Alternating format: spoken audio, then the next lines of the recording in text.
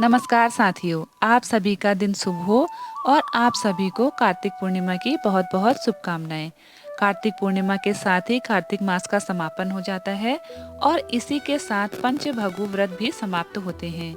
और इस बार कार्तिक पूर्णिमा के दिन भद्रा भी लग रही है, तो चलिए आपको बताते हैं इस बार कार्तिक पूर्णिमा का व्रत किस दिन रखा जाएगा, स्नान दान और श्री सत्यनारायण व्रत किस दिन रखा जाएगा, पूजा कब की जाएगी, पूजा का सुबह और शाम का मुहूर्त क्या रहेगा, भद्रा का वास कहाँ रहेगा, क्या भद्रा के समय पूजा कर सकते हैं या चंद्रमा को अर्घ्य दे सकते हैं। और क्योंकि कार्तिक पूर्णिमा के दिन देव दीपावली मनाई जाती है, तो घर पर आप देव दीपावली कैसे मना सकते हैं, यह सारी बातें इस वीडियो में आज आप जानेंगी। वीडियो पसंद आएगी तो लाइक शेयर जरूर करें।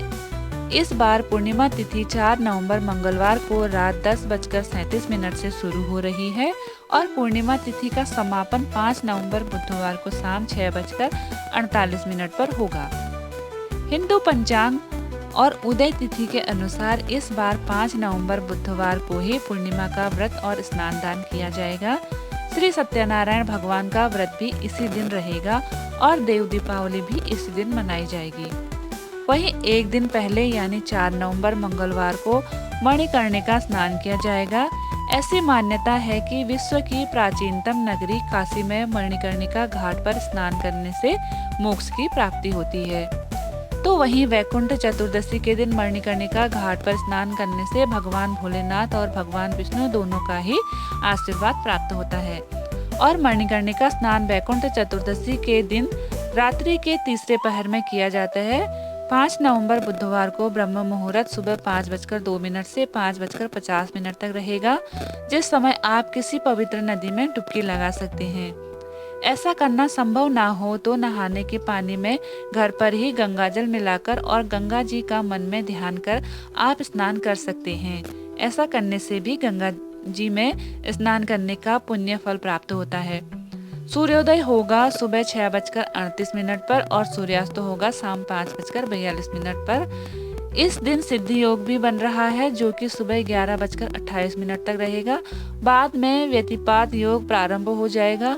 राहु काल दोपहर 12 बजे से 1:30 तक रहेगा और इस बार पूर्णिमा तिथि के दिन अभिजीत मुहूर्त प्राप्त नहीं होगा। इसलिए सत्यनारायण भगवान की पूजा यदि आप करना चाहते हो या कथा सुनना चाहते हो तो राहु काल के बाद ही आप सुन सकते हैं। और इस बार भद्रा 4 नवंबर मंगलवार को रात 10:36 से शुरू हो जाएगी और भद्रकाल की समाप्ति 5 नवंबर बुधवार को सुबह 8:44 पर होगी।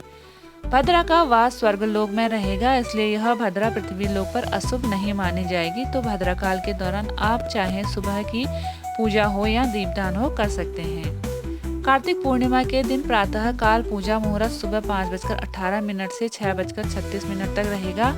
सायकाल पूजा मुहूर्त शाम 5:33 से 6:51 तक रहेगा, जब आप शाम की पूजा करके दीपदान कर सकते हैं। और विजय मुहूर्त दोपहर 1:54 से 2:38 तक रहेगा। और विजय मुहूर्त में आप श्री सत्यनारायण भगवान की कथा का पाठ भी कर सकते हैं।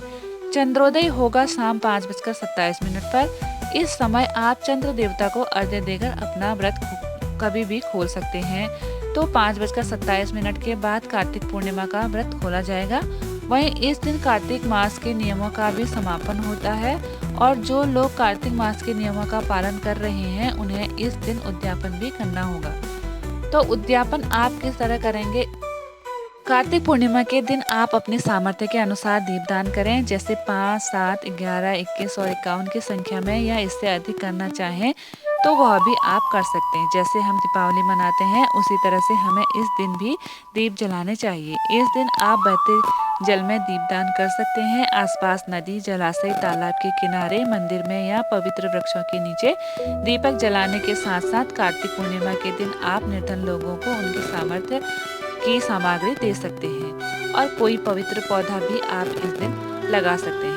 इस दिन चंद्रमा के शुभ प्रभावों के लिए आप सफेद रंग की वस्तुओं का दान करें, जैसे सफेद वस्त्र, शक्कर या फिर दूध और दूध से बनी हुई चीजों का दान कर सकते हैं।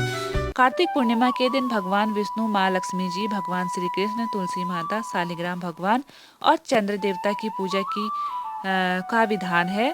साथ ही इस दिन आपको सच्चे मन से भोलेनाथ सहित पूरे शिव परिवार का भी पूजन करना चाहिए।